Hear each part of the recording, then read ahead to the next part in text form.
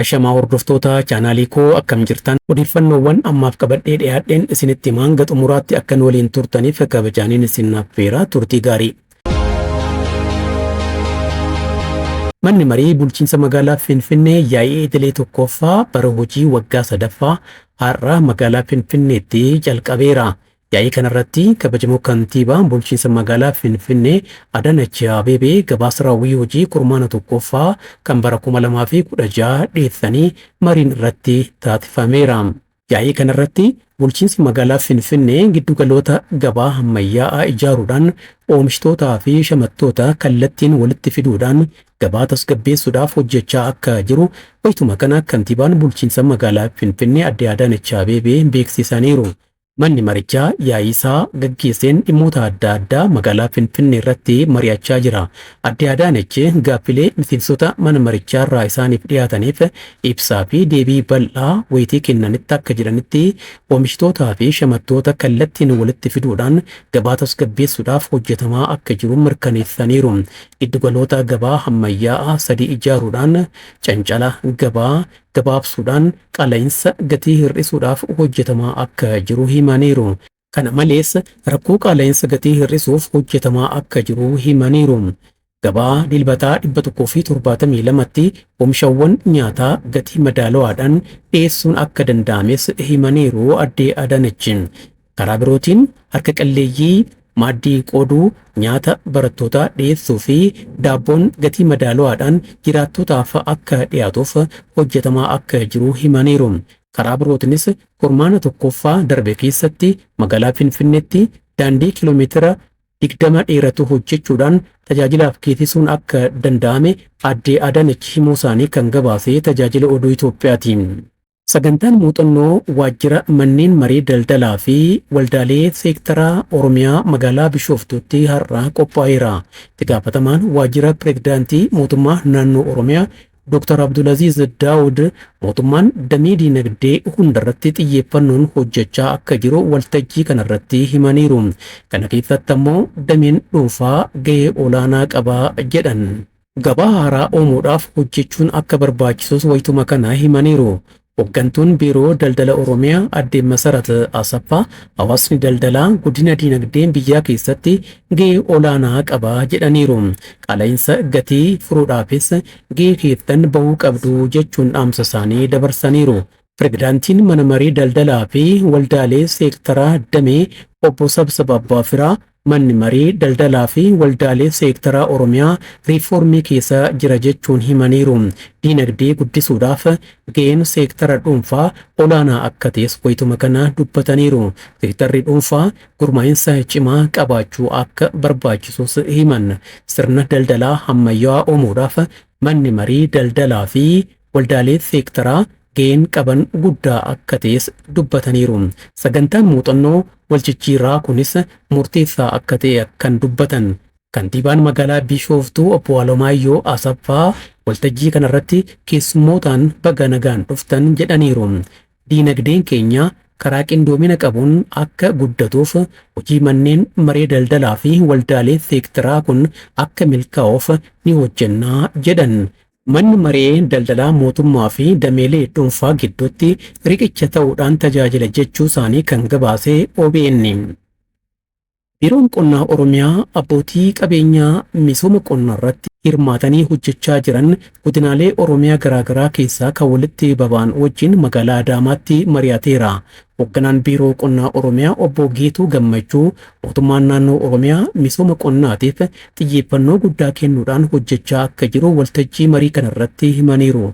Qabeenya uumamaa Oromiyaan qabdutti sirnaan fayyadamuudhaan yeroo gabaabaa keessatti badhaadhina biyyaa dhugoomsuun kan danda'amu ta'uu wayituma kana obbo Geetuun himaniiru.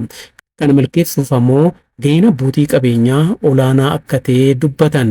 Hoogganaan biiroo investimentii fi industirii Oromiyaa obbo Ahmad Idris gama isaaniitiin abbootii qabeenyaa hojii investimentii irratti bobba'aniif qaamolee dhimmi ilaallatu waliin ta'uudhaan haala mijataa uumuun hojiitti akka galame dubbataniiru. Abbootiin qabeenyaa maricha irratti hirmaatanis namoota hedduudhaaf carraa hojii akka uuman himan. OBN akka gabaasetti haala mijataa uumametti fayyadamuudhaan guddina dinagdee biyyaa saffisiisuun kan hojjetamu ta'a. Pirojektii misooma qarqara laga Hasaasaa birrii miiliyoona 100 misoomsuuf hojjetamaa akka jiru himame. Bulchaan aanaa Gadab Hasaasaa obbo Taarikuu Lammaa pirojektichi carraa hojii dargaggootaa uumuuf galii magaalaa Hasaasaa dabaluu fi iddoo bashannanaa akkasumas immoo magaalaa Hasaasaa hawwattuu ni taasisa jedhan.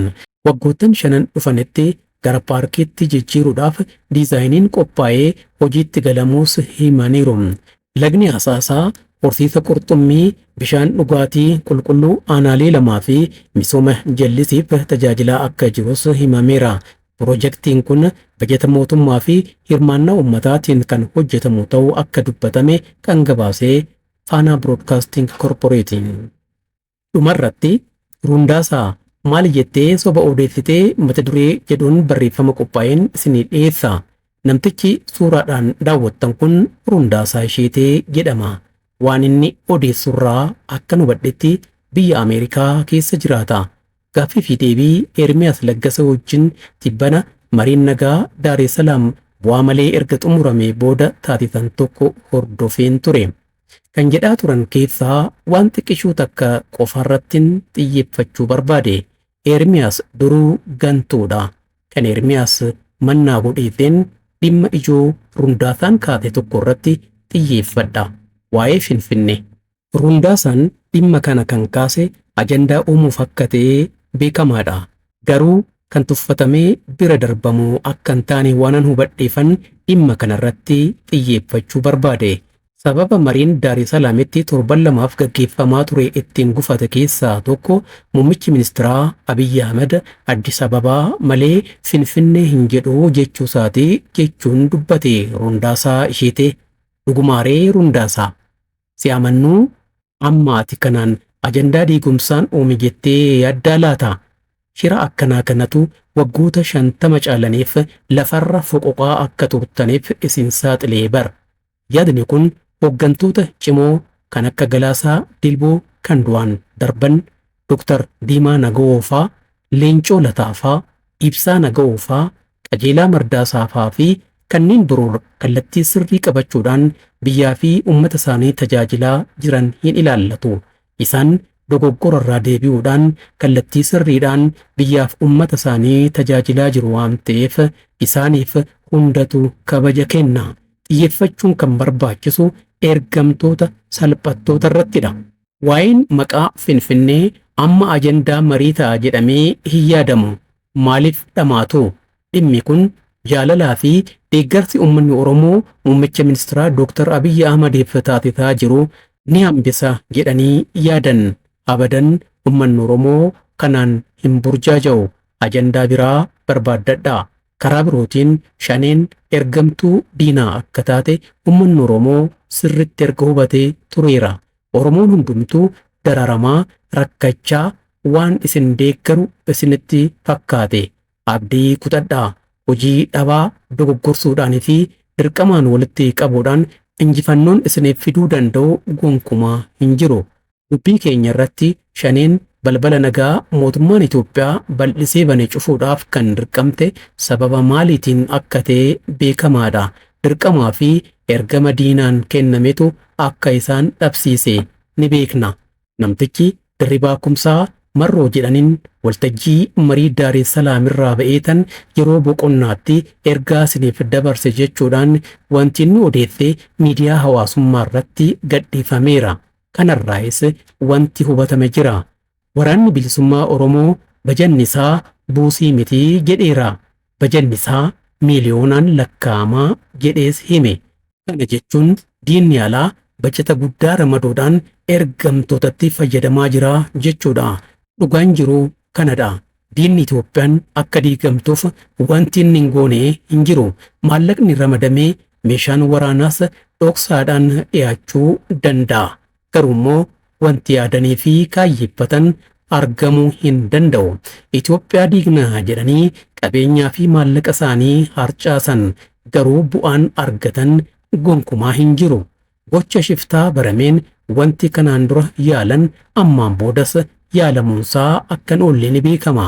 Dhugaan qabatamaan burjaaji'umsa ummata bal'aa hin oomne amma beekameera. Balbala nagaa mootummaan banee fi waliigaltee nagaa uummanni bal'aan si'aayina guddaadhaan eegaa turetti bishaan kan gadi naqee ergamaa diinaati. Haqni kun amma hubatameera. Shaneen ammaan booda ummata keessa dhokattu hin qabdu. Ni ta'a jennee harree qallee hin ta'u jennaan harree gannee siin jechaa jira. Oromoon diinni si ergachaa jiru abdii sirraa dhabuun fuula isaa garagalfachuunsaa waan hin oolledha. Warri shanee kana bara. Kanaaf Rundaasaa isheetee ajandaan uumuudhaaf yaalte gonkumaa fudhatama hin qabu. Ilmi abbaa gadaa Looreetiin nagaa muummichi ministeeraa Itoophiyaa Dr. Abiyyi Ahmad Addis Ababaa malee Finfinnee hin jedhu jechuudhaan hin dubbatan, ejjennoos hin qaban. Rundaasaa hin sobiin yoo dandeessee hamma molooftetti yaadi.